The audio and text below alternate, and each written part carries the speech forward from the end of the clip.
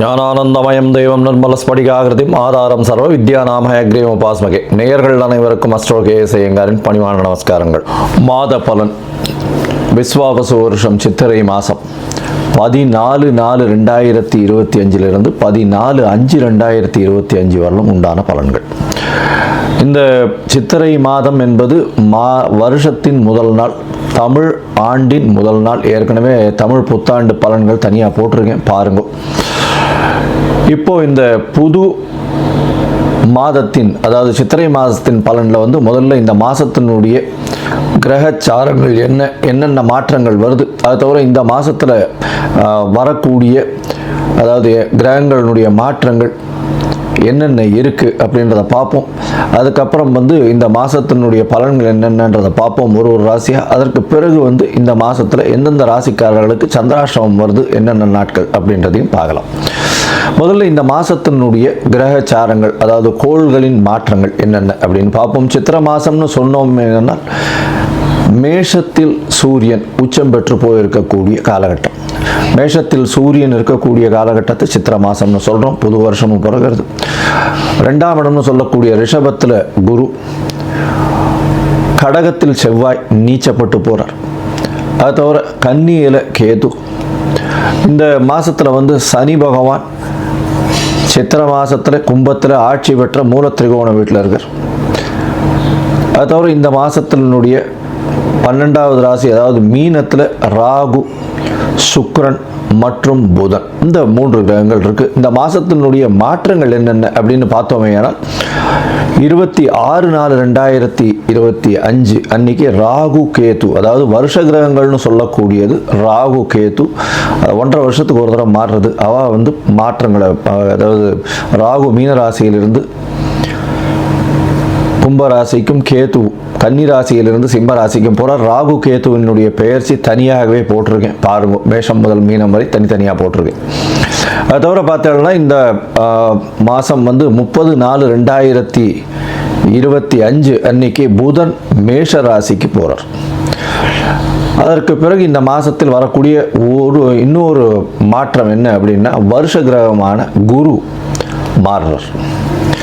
எப்போ அப்படின்னா 11/5/2025 அன்னைக்கு மாறுறார். இது இந்த மாதத்தினுடைய கிரகச்சாரம். இந்த மாதத்தில் வரக்கூடிய விசேஷ நாட்கள் அப்படின்னு பார்த்தாலேயானால், 23/4/2025 அன்னைக்கு வாஸ்துன்னு சொல்லும்பொழுது, வாஸ்து புருஷன் கண் விழிக்கும் நேரம் 8:04 9 மணி 34 நிமிடம் வரலாம். 1.5 மணி நேரம் கண்ணு முழுகிறார், அதாவது 90 நிமிஷங்கள். சூரிய உதயத்திலிருந்து இதை கணக்கு பண்ணிக்கணும். அதை தவிர பார்த்தாலேனால் வாஸ்து கண் விழிக்கும் பொழுது எந்த ஒரு தோஷமும் கிடையாது. அதாவது அந்த காலகட்டத்தில் அடிக்கல் போடுறது, அதாவது மனை சாஸ்திரம் அடிக்கல் போடுறது, அதை தவிர புதுசாக வீடு கட்டுறதுக்கு ஆரம்பிக்கிறது, பெரிய கன்ஸ்ட்ரக்ஷன் போடுறது, பத்திரங்கள் பதிவு பண்ணுறது, இந்த மாதிரியான விஷயங்கள் பண்ணும் பொழுது நல்ல ஒரு ஏற்றங்கள் கிடைக்கும். அதை தவிர வீட்டுக்கு வாசக்கால் வைக்கிறது, இதெல்லாம் வாஸ்து நேரத்தில் பண்ணுவது மிகவும் சால சிறந்தது. வாஸ்து கண் விழிக்கும் நேரத்தை 5 பிரிச்சிருக்காங்க, 18 நிமிஷமாக. 5-18 நிமிஷம். முதலில் வாஸ்து கண் விழித்து காலை கடனை முடிக்கிறார். அதற்கு பிறகு ஸ்நானம் செய்கிறார். அதற்கு பிறகு பூஜை செய்கிறார். அதற்கு பிறகு அதாவது சாப்பாடு, அதாவது அவர் உண்ணக்கூடிய நேரம் 18 நிமிஷம். அதற்கு பிறகு தாம்பூலம் தரிக்கும் நேரம். இந்த உண்ணக்கூடிய நேரத்திலையும் தாம்பூலம் தரிக்கும் நேரமான கடைசி 36 நிமிஷம், அதாவது 8:58 9 மணி 34 நிமிஷம் வரலும் இருக்கக்கூடிய நேரத்தில் செய்யக்கூடிய அனைத்து வேலைகளும், அதாவது கன்ஸ்ட்ரக்ஷனுக்குன்னு அந்த இது எந்த ஒரு சிவில் கன்ஸ்ட்ரக்ஷனாக இருந்தாலும் அது வெற்றியை கொடுக்கும் அப்படின்றது சொல்கிறேன். அதனால் வாஸ்து ரொம்பவும் முக்கியமான விஷயம். சரி, இந்த மாதத்தில் வரக்கூடிய மற்ற விஷயங்கள் என்ன அப்படின்னா, 25/4/2025 ரமண மகரிஷி, திருவண்ணாமலையில் ரமண மகரிஷியினுடைய 75வது ஜெயந்தி. அதற்கு பிறகு 27ஆம் தேதி கள்ளழகர் ஆற்றுல இறங்குறார். 27/4/2025 அன்றைக்கி அமாவாசை வேறு. அதற்கு பிறகு பார்த்தாலேயானால் 30/4/2025 அன்னைக்கு அக்ஷய திருத்தியை. அக்ஷய திருதினா வளர்பிறை திருதியை, அதாவது அமாவாசைக்கு அடுத்து வரக்கூடிய 3ஆவது நாள் அக்ஷய திருதியை. இந்த துவரம்பருப்பு அதெல்லாம் வாங்கக்கூடிய நல்ல நாள். பொதுவாகவே தங்கம் வாங்கணும் அப்படின்னு வச்சுருக்காங்க, இப்போ அப்படிலாம் கிடையாது. துவரம்பருப்பு, வெல்லம், அடுத்தது கொஞ்சோண்டு உப்பு வாங்கினாலே வீடு சுபிக்ஷமாக இருக்கும், கவலைப்பட வேண்டாம். அது தவிர பார்த்தீங்கன்னா 4/5/2025 அன்னைக்கு அக்னி நட்சத்திரம் ஆரம்பிக்கிறது. அக்னி நட்சத்திரம்ன்றது உச்சகரமான வெயிலை குறிக்கக்கூடிய கிட்டத்தட்ட ஒரு 28-29 நாள் ஆரம்பிக்கிறது. இது வந்து வைகாசி மாதம் வரலும் தொடர்றதுனால ஆரம்பத்தை மட்டும் சொல்கிறோம். அதை தவிர பார்த்தாலேனால் இந்த அக்னி நட்சத்திரத்தின் போது பொதுவாக வீட்டினுடைய சுபகாரியங்களை எடுத்து பண்ணுறதில்லை. அதாவது கல்யாணம் எல்லா விஷயங்களும் சுபகாரியங்களை எடுத்து பண்ணுறது கிடையாது. அதனால் அக்னி நட்சத்திரத்தை தவிர்த்துருவா பொதுவாகவே. அது தவிர 12/5/2025 அன்னைக்கு சித்ரா பௌர்ணமி பெரிய விசேஷம். சித்ரா பௌர்ணமி அப்படின்னு சொல்லக்கூடியது மதுரை வைகை ஆற்றுல இறங்குறது பெரிய விசேஷமாக சொல்லக்கூடியது. கள்ளழகரும் இறங்குறாரு வைகையில், சித்ரா பௌர்ணமி அன்னைக்கு இறங்குறார். இந்த காலகட்டத்தில் பார்த்தடையானா இந்த சித்திர மாதம் நல்ல ஒரு ஏற்றமான மாதமாக இருக்குது. இந்த ஏற்றமான மாதத்தில் மாற்றங்கள், அதாவது ஒரு ராசிக்காரர்களுக்கும் மேஷம் முதல் மீனம் வரை என்னென்ன மாற்றங்கள் இருக்குன்றதையும் பார்க்கணும். அதை தவிர பார்த்தலையானால் இந்த மாதத்தில் குருவும் சுக்கிரனும் பரிவர்த்தனை யோகத்தில் இருக்கா. இந்த மாதம் 11/5/2025 வரலும் பார்த்தோம்னா குரு சுக்கிர பரிவர்த்தனை யோகம் பெரிய விசேஷம். சூரியன் உச்சம் பெற்று போயிருக்கார், அதுவும் மிகப்பெரிய விசேஷம். சனி ஆட்சி மூல திரிகோண வீட்டில் இருக்கிற பெரிய ஏற்றத்தை கொடுக்கக்கூடிய காலகட்டம். அதை தவிர வந்து சுக்கிரனும் புதனும் சேர்ந்து, அதாவது சுக்கிரன் உச்சம் பெற்று புதன் நீச்சம் பெற்று இருக்கிறதுனால நீச்ச பங்கம் அடைஞ்சு ராஜயோகத்தை கொடுக்கக்கூடிய காலகட்டமாக இருக்குது. சரி, இது எந்தெந்த ராசிக்காரர்களுக்கு கொடுக்கறது அப்படின்னு மேஷம் முதல் மீனம் வரை பார்க்கலாம். அதற்கு முன்னாடி என்னுடைய மொபைல் நம்பர் ஸ்க்ராலிங்கில் போயின்னு இருக்கும். உங்களுக்கு அஸ்ட்ராலாஜிக்கல் கன்சல்ட் தேவைப்பட்டது ஏனால் நீங்கள் எனக்கு ஃபோன் பண்ணுங்க. உங்களுடைய date, time, place of birth, உங்களுடைய பெயர், தாய் தகப்பனார் பெயர் இதுவரெல்லாம் அனுப்புங்க. என்னுடைய கட்டணம் என்னன்னு சொல்கிறேன், அந்த கட்டணத்தை செலுத்திட்டு அப்பாயின்மெண்ட் எடுத்துக்கோங்க. உங்களுடைய ஜாதகத்தை போட்டு அதில் சந்தி இருக்கான்னு பார்த்து, லக்ன சந்தி, ராசி சந்தி, நட்சத்திர பாத சந்தி, லக்ன பாத சந்தி இதெல்லாம் இருக்கான்றதை பார்க்கணும். பார்த்துட்டு உங்களுடைய இப்போ நடக்கக்கூடிய தசா புக்தி அந்தரம் சூக்ஷ்மம் எப்படி இருக்குது, இப்போ நடக்கக்கூடிய கோச்சாரம் எப்படி இருக்குன்றதை பார்த்துட்டு உங்களுக்கு உண்டான பலன்கள் என்ன அப்படின்றதையும் எளிய பரிகாரங்களும் வந்து சொல்கிறேன் நான். சரி, இந்த மாதம் சித்திரை மாதம் விஸ்வாவசு வருஷம் என்ன ஒரு ஏற்றத்தையும் மாற்றத்தையும் கொடுக்கும் அப்படின்றத ஒரு ராசியாக மேஷம் முதல் மீனம் வரை பார்க்கலாம். கும்பம், அவிட்டம், சதயம், பூரட்டாதி இந்த 3 நட்சத்திரம் 9 பாதங்களை கொண்ட ராசி. ராசியின் அதிபதி அப்படின்னு சொல்லக்கூடியவர் சனி. உங்களுடைய ராசியிலேயே சனி பகவான் இருக்கார். அதாவது வாக்கிய பஞ்சாங்கம் பிரகாரம் வந்து ராசியிலேயே சனி பகவான் ஆட்சி பெற்று போயிருக்கார். அதாவது நவம்பர் மாதம் 2024 தான் வக்கர நிவர்த்தியானார். சதய நட்சத்திரம் 2ஆம் பாதத்தில். அதற்கு பிறகு 6 பாதங்கள் தாண்டினால் மட்டும்தான் சனி வந்து மீனராசிக்கு போக முடியும். சனி ஒரு பாதத்தை தாண்டுவதற்கு 3 மாதம் 10லிருந்து 15 நாட்கள் ஆகுது. அப்படி பார்க்க போனோமேனால் 15லேருந்து 18 மாதம் கம்மி இல்லாமல் ஆகும். நவம்பர்லேருந்து 18 மாதம்னு சொல்லணும்னா 2026 மார்ச் மாதத்தில் தான் வந்து கிட்டத்தட்ட வரக்கூடிய வாய்ப்புகள் உண்டு. 15லேருந்து 18 மாதம்ன்றது.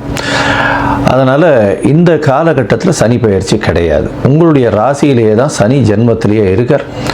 உங்களுக்கு முடிஞ்ச அளவுக்கு மென்டல் ஸ்ட்ரெஸ்ஸை கொடுப்பார், உடல் உழைப்பை அதிகப்படுத்தி கொடுப்பார், உங்களை வந்து தனிமைப்படுத்துவதற்கு பார்ப்பார். ஜென்ம சனின்றது வந்து மிகப்பெரிய ப்ரெஷரைஸ்டு ஏரியாவாக இருக்கும். உடல் உழைப்பு அதிகமாக இருக்கும். அதுவும் எங்கேஜில் இருக்கிற வாடுகள்லாம் வந்து உடல் உழைப்பை 10 மடங்கு கொடுத்து அதன் மூலியமாக பண வரவை கம்மியாக பண்ணக்கூடிய காலகட்டமாக இப்போ அமையும். இந்த கும்பராசிக்காரர்களுக்கு வந்து பார்த்தடையானால் இந்த விஸ்வாவசு வருஷம் சித்திரை மாதத்தில் உங்களுடைய ராசிக்கு 4ஆம் இடத்துல குரு இருக்கார். இந்த குரு வந்து பார்த்தடையானால் 4ஆம் இடத்தில் இருக்கிறதன் மூலியமாக தாயின் உடல்நிலையில் நல்ல ஒரு ஏற்றம் இருக்கக்கூடிய காலகட்டமாக அமையும். இதில் இன்னொரு விசேஷம் என்னன்னா, பொதுவாகவே மாத கிரகங்கள்னு சொல்லக்கூடிய இந்த சூரியன், செவ்வாய், புதன் மற்றும் சுக்கிரன் இந்த 4 கிரகங்களை வச்சு தான் மாதத்தினுடைய பலன்கள் சொல்லுவோம். இந்த மாதத்தில் பார்த்தோம்னா ராகு கேத்துவின் பயிற்சி வேறு ஆறுது. இந்த மாதத்தில் உங்களுடைய ராசிக்கு 2ஆம் இடத்துல சுக்கிரன் உச்சம். உங்களுடைய மிகப்பெரிய யோகாதிபதியான 4-9 அதிபதினு சொல்லக்கூடிய சுக்கிரன் 2ஆம் இடத்துல உச்சம் பெற்றிருக்கிறதுனால பண வரவிற்கு பஞ்சம் இருக்காது. எடுத்த காரியங்கள் அனைத்தும் வெற்றியை கொடுக்கக்கூடிய வாய்ப்புகள் நிச்சயமாக உண்டு. உங்களுடைய ராசிக்கு பார்த்தோம்னா 4-2 பரிவர்த்தனை யோகம் அமையிறது ரொம்ப பெரிய விசேஷம். படிக்கக்கூடிய மாணவர்களுக்கெல்லாம் நல்ல ஒரு ஏற்றம் இருக்கக்கூடிய வாய்ப்புகள் நிச்சயமாக இருக்கும். 6ஆம் இடத்துல செவ்வாய் இருக்கார், முயற்சி ஸ்தானாதிபதி 6ஆம் இடத்துல போய் நீச்சப்படுறார். போட்டித் தேர்வு போட்டிகள் எல்லாம் கொஞ்சம் பிரச்சனைகள் இருக்கக்கூடிய வாய்ப்புகள் நிச்சயமாக உண்டு. உங்களுடைய ராசிக்கு பார்த்தாலேயானால் 5, 8 அதிபதினு சொல்லக்கூடிய பூதன் 2ஆம் இடத்துல நீச்சப்படுறார். அதனால் வெளிநாடு போகக்கூடிய வாய்ப்புகள் நிச்சயமாக, ஏன்னா நீச்ச பங்கம் அடைகிறார். படிக்கக்கூடிய மாணவர்கள் வீட்டை விட்டு பிரிந்து சென்று படிக்கக்கூடிய வாய்ப்புகள் நிச்சயமாக இந்த காலகட்டத்தில் வரும். இந்த காலகட்டத்தில் பார்த்தோம்னா அதுவும் கும்பராசிக்காரர்கள், அதுவும் ஸ்டீல், அயர்னு, கருப்பு மண், கருப்பு துணி அந்த மாதிரியான வியாபாரம் பண்ணுறவங்க, அதை தவிர வந்து இந்த துப்புரவு தொழிலாளர்கள், ஹெட் ஆஃப் த டிபார்ட்மெண்ட்டு ஒரு இது பண்ணுறவங்களுக்கும், அதை தவிர வந்து இந்த மேனேஜ்மெண்ட் இன்சார்ஜ், இதை தவிர இந்த இரும்பு, கருநில வாயு, இந்த மாதிரியான விஷயங்கள். ஏன்னா உங்களுடைய ராசியிலேயே வந்து ராகு வந்துடுறார் 26/4/2025 போது. ராகு உங்களுடைய ராசியில் வந்து சமசப்தமத்தில் கேத்து வர்றார். ராகு உங்கள் ராசியில் வர்றதுனால கண்டிப்பாக எலக்ட்ரிக்கல், எலக்ட்ரானிக்ஸ், அதை தவிர கம்யூனிகேஷன் ஏரியாஸ் இதிலெல்லாம் பெரிய வெற்றி கிடைக்கக்கூடிய வாய்ப்பு உண்டு. அபரிமிதமான எண்ண ஓட்டங்கள் இருக்கும். அதற்காக அதிகமாக ஓடக்கூடிய வாய்ப்புகள் நிச்சயமாக இருக்கும். எதிர்பாலினத்தவரை நம்ப வேண்டாம், ஜாகிரதையாக இருக்கிறது நல்லது. அதை தவிர பார்த்தாலேனால் உங்களுடைய ராசிக்கு 7ஆம் இடத்துல கேத்து இருக்கிறதுனால கண்டிப்பாக வந்து பார்ட்னர்ஷிப் பிஸ்னஸில் சிறு பின்னடைவு இருக்கக்கூடிய வாய்ப்புகள் நிச்சயமாக இருக்கும். ராசிக்கு 10ஆம் அதிபதினு சொல்லக்கூடிய செவ்வாய் 6ஆம் இடத்துல நீச்சப்பட்டு போகிறதுனால தொழிலில் அதிகமாக இன்வெஸ்ட் பண்ணாதீங்க. கடன் ஏறக்கூடிய வாய்ப்புகள் நிச்சயமாக உண்டு. ஜாகிரதையாக இருக்கிறது நல்லது. ஏன்னா 7 சனியில் ஜென்ம சனி வேறு போயின்னு இருக்கு. 10ஆம் அதிபதினு சொல்லக்கூடிய தொழில் ஸ்தானாதிபதியும் வந்து 6ஆம் இடத்துல நீச்சப்பட்டு போகிறதுனால கடன் உருவாகக்கூடிய வாய்ப்புகள் நிச்சயமாக அதிகம். அதனால் கடன் மூலியமாக பிரச்சனைகள் வரக்கூடிய வாய்ப்புகள் நிச்சயமாக உண்டு. இந்த மாதத்தில் பார்த்தாலேயானால் உங்களுக்கு எல்லா விதமான ஏற்றங்களும் இருக்கக்கூடிய காலகட்டமாக அமையிறது. அதாவது உங்களுடைய உடல் நலத்தில் ரொம்ப கவனமாக இருக்கும். மென்டல் ஸ்ட்ரெஸ் கொஞ்சம் அதிகமாக இருக்கும். ஃபிசிக்கல் ஒர்க்கிங் கொஞ்சம் அதிகமாக இருக்கக்கூடிய காலகட்டம். சிறு தடங்கள் வந்தாலும் அதை தாண்டி வெற்றி பெறக்கூடிய வாய்ப்புகள் உண்டு. தாயின் உடல்நிலையில் நல்ல ஒரு ஏற்றமும் தந்தையின் உடல்நிலையில் நல்ல ஒரு ஏற்றமும் இருக்கக்கூடிய காலகட்டம். உங்களுக்கு பண வரவிற்கு பஞ்சம் இருக்காது. எதை தொட்டாலும் பணம் வரக்கூடிய வாய்ப்புகள் நிச்சயமாக இருக்கும். உடல் உழைப்பு அதிகப்படுத்தக்கூடிய வாய்ப்புகள் நிச்சயமாக உண்டு. 7ஆம் அதிபதி 3ஆம் இடத்தில் உச்சம் பெற்று இருக்கிறதுனால கண்டிப்பாக பார்ட்னர்ஷிப் தொழிலில் புதிய யுக்தியை கையாளக்கூடிய வாய்ப்புகள் நிச்சயமாக இருக்கும். இருந்தாலும் இன்வெஸ்ட்மெண்ட்டில் ரொம்ப ஜாகிரதையாக இருக்கிறது நல்லது. தந்தையின் உடல் நலத்தில் நல்ல ஒரு ஏற்றம் இருக்கக்கூடிய காலகட்டமாக இருக்கும். தாயின் உடல் நலத்திலும் நல்ல ஏற்றம் இருக்கக்கூடிய காலகட்டம். மொத்தத்தில் பார்த்தீங்களே, ஆனால் உங்களுக்கு எல்லா விதமான ஏற்றங்கள் இருக்கக்கூடிய காலகட்டம். இந்த காலகட்டத்தில் உங்களுடைய சில நாட்கள் வந்து தள்ளி போடுறது அப்படின்னு சொல்லுவாங்க சந்திராசிரம நாட்களில். அந்த சந்திராசிரம நாட்கள் என்ன இன்னைக்குன்னா 7/5/2025 9/5/2025 வரலும் உண்டான நாட்கள். இந்த காலகட்டத்தில் புதிய முயற்சி வேண்டாம். வெளியூர் வெளிமாநில பிரயாணம் வேண்டாம். ஒருவேளை நீங்கள் பண்ண வேண்டி இருந்ததுன்னா சந்திரனுக்கு உண்டான எளிய பரிகாரமான பசும்பால் வந்து அருகில் இருக்கக்கூடிய விநாயகர் கோவிலில் கொடுத்துட்டு போங்க. உங்களுக்கு ஒரு நல்ல ஏற்றம் கிடைக்கும்.